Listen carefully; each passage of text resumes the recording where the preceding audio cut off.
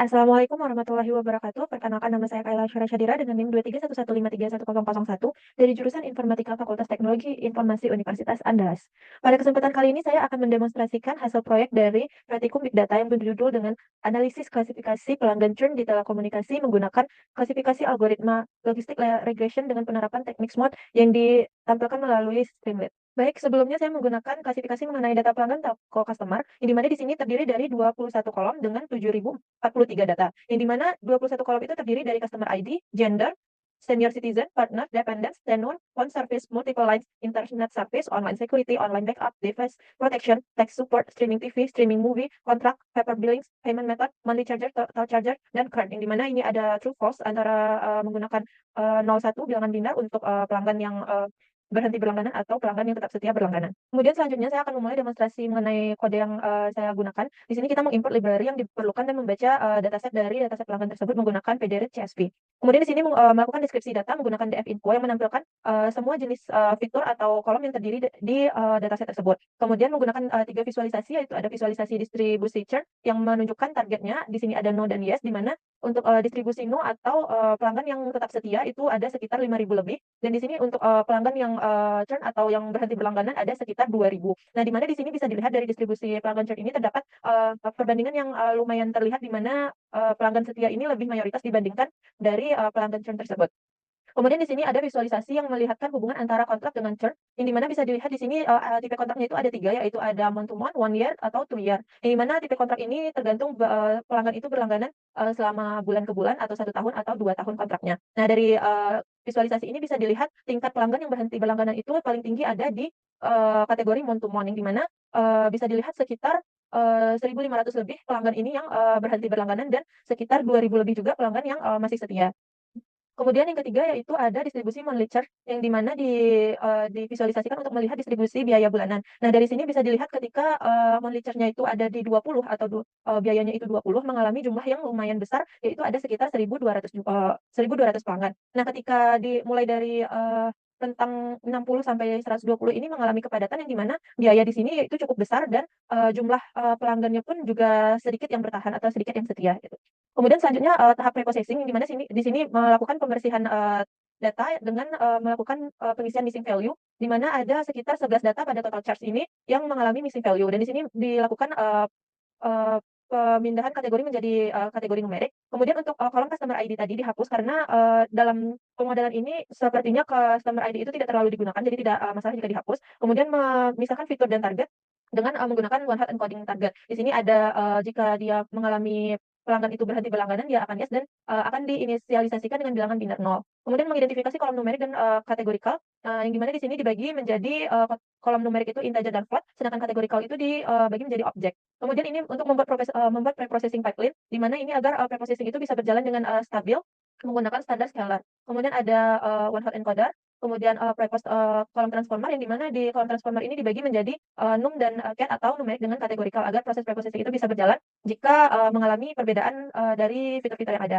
Kemudian split data dengan test size-nya 0,2 dan menggunakan random step 42. Kemudian di sini saya menggunakan model logistic regression yang pertama, yaitu dengan max iter 1.000 dengan random step 42. Di sini saya mendapatkan hasil evaluasi dari logistic regression itu dengan akurasi 0,82, F1 score untuk churn-nya itu ada 0,64, dan untuk recall-nya itu ada 0,60.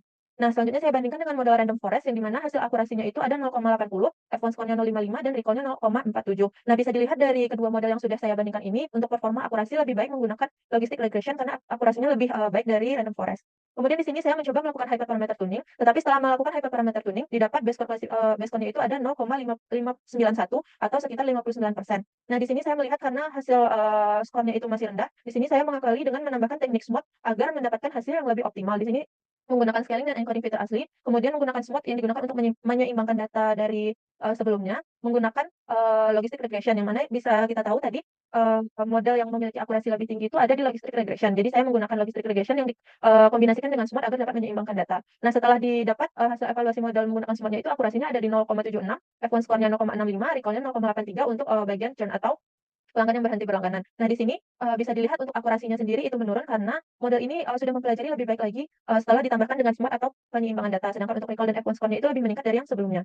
Kemudian, selanjutnya saya melakukan, hyperparameter tuning lagi, tapi menggunakan smooth dan, logistic regression yang sudah dilakukan, sehingga didapat akurasi sama seperti hasil akurasi smooth tadi, tetapi F1 score-nya ini menurun menjadi 0,64. Dengan F1 score terbaiknya ada di 0,62 dan classifier C-nya itu ada 0,1, classifier max iternya 1000 dan, classifier solver-nya itu ada di lab linear.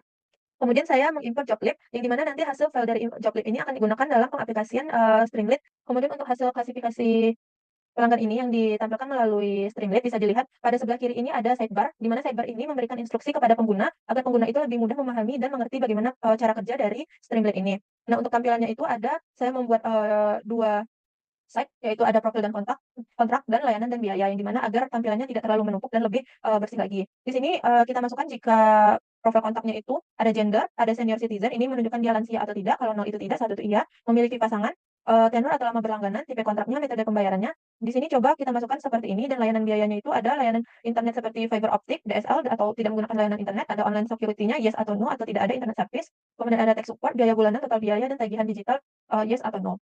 Nah, di sini jika kita coba analisis risiko, dia akan menampilkan analisis risikonya itu, tinggi, yang di mana churn-nya itu mencapai 80,95%. Nah, karena, skor risikonya itu lebih dari 70%, maka dia akan tergolong kritis, dan untuk analisis faktor utamanya itu bisa dibuat kontrak bulanan dengan meningkatkan risiko churn karena tidak ada ikatan jangka panjang, kemudian layanan fiber optik yang tercatat memiliki biaya yang tinggi, sehingga ini menjadi salah satu penyebab, churn-nya itu tinggi, kemudian tanpa online security yang mengurangi nilai tambah layanan bagi pelanggan. Nah, di sini bisa dilihat distribusi visualisasinya, untuk, data tersebut dilihat kategori churn-nya itu lebih tinggi, yaitu sekitar 0,80, sedangkan untuk pelanggan setia atau pelanggan yang tetap bertahan itu ada 0,19. Nah, rekomendasi bisnisnya ini pelanggan ini sangat berisiko sehingga bisa ditawarkan program retensi, diskon paket, atau upgrade layanan gratis lagi. Nah, kita coba untuk yang lain, misalnya dia tidak memiliki pasangan, tenornya ini ada 30 bulan, tipe kontraknya itu 1 tahun, kemudian layanan bisnisnya karena fiber optik ini tadi mempengaruhi sangat tinggi, kita coba dengan DSL, kemudian online security-nya yes, karena tadi juga bisa disebutkan bahwa itu juga salah satu berpengaruh. Biaya bulanannya kita rendahkan dan total biayanya kita rendahkan. Nah, di sini kita melakukan analisis resikonya, didapatkan hasil resikonya itu rendah karena, churn-nya itu hanya berprobabilitas sekitar 20,05%. Nah, untuk skor risikonya ini digolongkan dengan warna hijau atau aman, karena tingkat churn-nya itu rendah. Di sini bisa dilihat tingkat churn-nya itu cuma 0,20, sedangkan tingkat loyalitasnya itu 0,79 atau 80%. Nah, sarannya itu bisa pelanggan dalam kondisi stabil, bisa dipertahankan loyalitas dengan memberikan apresiasi atau fitur baru secara berkala, agar pelanggan itu tidak, berpindah ke, pihak lain. Nah, dari kedua percobaan yang bisa dilihat, fitur-fitur yang mempengaruhinya itu ada fitur, pasangan yang bisa memicu faktor, tingkat churn-nya itu tinggi, karena jika seseorang ini atau pengguna ini memiliki pasangan, dia akan memiliki tingkat, layanan yang lebih tinggi lagi, biaya yang lebih tinggi lagi. Nah, tenur ini juga, berpengaruh karena jika tambah sedikit, mereka berlangganan, maka akan mempengaruhi tingkat churn-nya. Tipe kontrak ini jika dia month-to-month seperti yang sebelum uji coba tadi, dia akan, pelanggan ini cenderung lebih bisa dan lebih mudah untuk membatalkan kontraknya secara, tiba-tiba atau setelah 1 bulan berlangganan. Nah, untuk layanan biaya sendiri, layanan internet tadi bisa sangat mempengaruhi, yang di mana fiber optik ini merupakan tingkat layanan yang lumayan tinggi, kemudian online security-nya juga mempengaruhi, biaya bulanan dan total biaya ini juga mempengaruhi tiap-tiap pelanggan atau tiap-tiap pengguna dari, telco, komunikasi ini. Mungkin sekian yang dapat saya sampaikan. Kesimpulan yang bisa saya ambil yaitu bahwa model yang digunakan dalam pengolahan dataset ini seperti model logistic regression yang ditambahkan dengan penerapan teknik SMOT ini sudah bekerja dengan cukup baik dan sudah dapat melatih data dengan cukup baik sehingga mendapatkan akurasi yang kurang lebih 0,64 pada F1 score dan 0,83 pada recall tadi. Nah, untuk hyperparameter tuning tersebut juga sudah optimal dan, hanya terjadi penurunan sedikit pada F1 score yaitu menjadi 0,64. Untuk, Streamlit-nya juga sudah menampilkan, apa yang dibutuhkan pelanggan sehingga nanti, pada pihak pengguna atau pihak non teknisnya bisa dapat, mengambil, data dari pelanggan ini secara langsung, agar dapat diprediksi untuk mendapatkan keputusan atau, hasil dari permasalahan secara langsung dan lebih strategis lagi. Saran pengembangan untuk selanjutnya bisa dengan menerapkan model lain seperti XGBoost yang memiliki performa yang lebih tinggi, kemudian ada, algoritma yang lain yang bisa menjadi pembanding untuk meningkatkan, kinerja dari, model tersebut. Dan bisa juga menambahkan, database yang bisa mungkin dihubungkan dengan database perusahaan agar data-data pelanggan tersebut bisa tersimpan secara otomatis dan tidak perlu secara manual untuk mengujinya lagi. Mungkin sekian, pemaparan demonstrasi dari saya, terlebih dan terkurang saya mohon maaf. Assalamualaikum warahmatullahi wabarakatuh.